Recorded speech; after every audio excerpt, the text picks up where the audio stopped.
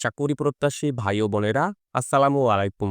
বাংলাদেশে অত্যন্ত সুপরিচিত ও সুনামধন্য বেসরকারি উন্নয়ন সংস্থা সাজেদা ফাউন্ডেশন সম্প্রতি নতুন করে বিশাল একটি সার্কুলার প্রকাশ করেছে। সারা বাংলাদেশ থেকে যোগ্য এবং আগ্রহী প্রার্থীরা এই সার্কুলারটিতে সম্পূর্ণ বিনা অভিজ্ঞতাতে আবেদন করতে পারবেন। তো আজকে আমি আপনাদের মাঝে পুরো সার্কুলারটি সম্পর্কেই বিস্তারিত তথ্য জানিয়ে দিব এবং সেই সঙ্গে দেখিয়ে দিব কিভাবে আপনারা এই সার্কুলারটিতে খুব সহজে আবেদন করতে পারবেন। আশা করি ভিডিওটি না কেটে শেষ পর্যন্ত দেখবেন। সেই সঙ্গে আপনি যদি আমার এই চ্যানেলটিতে নতুন হয়ে থাকেন এবং এই ধরনের চাকরির সার্কুলারগুলো নিয়মিত পেতে চান, অবশ্যই আমার এই চ্যানেলটি সাবস্ক্রাইব করে দিবেন এবং পাশে থাকা বেল আইকনটি চেপে অল বাটনে প্রেস করে দিবেন। তো চলুন কথা না বাড়িয়ে পুরো সার্কুলারটি দেখে নেওয়া যাক। তো দেখতেই পাচ্ছেন যে সাজেদা ফাউন্ডেশন তারা সম্প্রতি এই নিয়োগ বিজ্ঞপ্তি বা সার্কুলারটি প্রকাশ করেছে।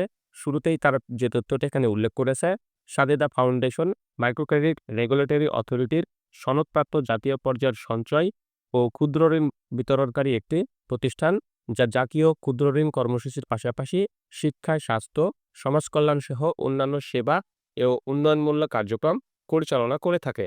তো সংস্থার চলমান ঋণ কার্যক্রম পরিচালনার লক্ষ্যে নিম্নবর্ণিত পদে জনবল নিয়োগের জন্য আগ্রহী প্রার্থীদের নিকট হতে দরখাস্তের আহ্বান করা যাচ্ছে।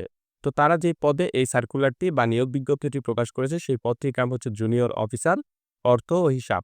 অর্থাৎ অর্থ ও হিসাব বিভাগে তারা জুনিয়র অফিসার পদে এই সার্কুলারটিতে জনবল নিয়োগ প্রদান করবে। তো এই পদটিতে বা উক্ত সার্কুলারটিতে আবেদন করতে হলে আবেদনকারী যে শিক্ষাগত যোগ্যতা প্রয়োজন সেটি তারা পরবর্তীতে উল্লেখ করেছে।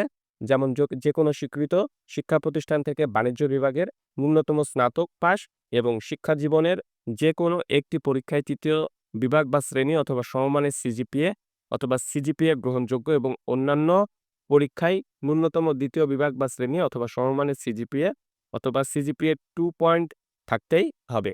প্রার্থীকে অবশ্যই মাইক্রোসফট ওয়ার্ড, এক্সেল, বাংলা এবং ইংরেজি টাইপিং এবং ইন্টারনেট ব্যবহারে পারদর্শী হতে হবে।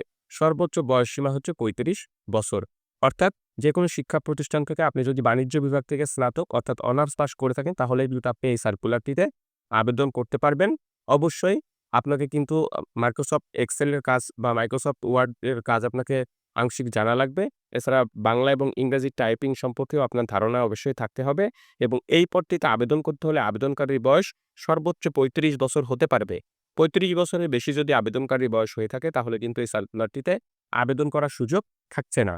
বেতন এবং অন্যান্য সুযোগ সুবিধা যেগুলো রয়েছে অবশ্যই বেতন সংস্থার প্রচলিত আ বেতনধন কাঠামো অনুযায়ী নির্ধারিত হবে। অর্থাৎ সংস্থার যে বেতন কাঠামো রয়েছে উক্ত পদটিতে সেভাবেই আপনাকে তারা কিন্তু বেতনটি প্রদান করবে। অবশ্যই আকর্ষণীয় একটি বেতন প্যাকেজ কিন্তু আপনাকে তারা প্রদান করবে।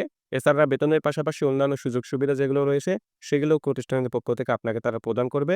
যেমন উৎসব ভাতা, মাতৃত্ব অথবা পিতৃত্বকালীন ছুটি রয়েছে। এছাড়া আনুতোষিক প্রদায়ক ভবিষ্যৎ নিধি, স্বাস্থ্য ও জীবন বীমার সুবিধা রয়েছে।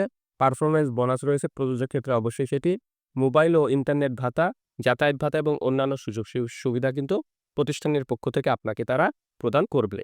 তো আগ্রহী প্রার্থীদের আগামী ২০শে মার্চ ২০২৫, আমি আবারও বলতেছি আগামী ২০শে মার্চ ২০২৫ তারিখের মধ্যে মোবাইল ফোন নম্বর ও পূর্ণাঙ্গ ঠিকানা উল্লেখপূর্বক জীবন বৃত্তান্ত, সকল প্রাতিষ্ঠানিক শিক্ষার সনদপত্র ও জাতীয় পরিচয়পত্রের ফটোকপি এবং সাম্প্রতি তোলা ২ কপি পাসপোর্ট আকারের রঙিন ছবিসহ সাজেদা ফাউন্ডেশনের প্রধান কার্যালয়ে আবেদন করতে হবে। বরাবর মানব সম্পদ বিভাগ, সাজেদা ফাউন্ডেশন, ৮বি Centre, level number ৫, plot number ১২, block number CWS C, Gulshan South Avenue, Gulshan ১, Dhaka ১২১২। উল্লেখিত এই ঠিকানায় কিন্তু আপনারা আবেদনপত্রটি প্রেরণ করবেন। আপনারা অবশ্যই কুরিয়ারে অথবা ডাকে অবশ্যই ডাকে চেষ্টা করবেন আপনাদের আবেদনপত্রটি প্রেরণ করার।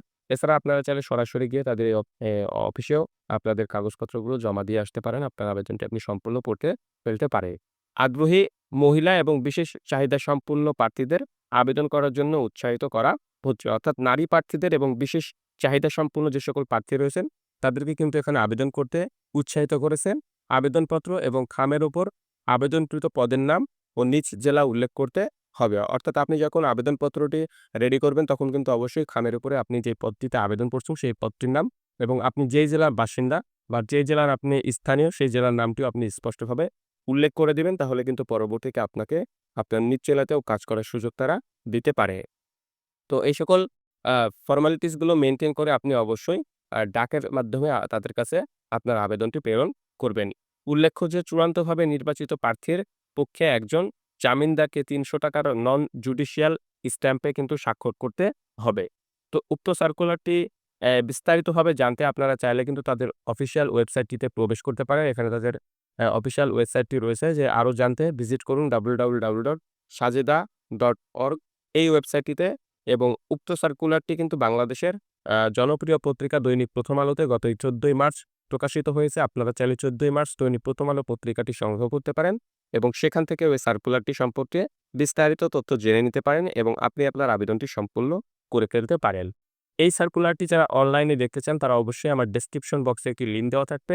আপনারা চাইলে সেই লিঙ্কেও প্রবেশ করে উক্ত সার্কুলারটি সম্পর্কে বিস্তারিত তথ্য জেনে নিতে পারেন এবং আপনি আপনার আবেদনটি সম্পূর্ণ করে ফেলতে পারেন। তো আজকের এই ভিডিওটি এ পর্যন্তই। আপনাদের সবার জন্য শুভকামনা রইল। সবাই ভালো থাকবেন। আল্লাহ হাফেজ।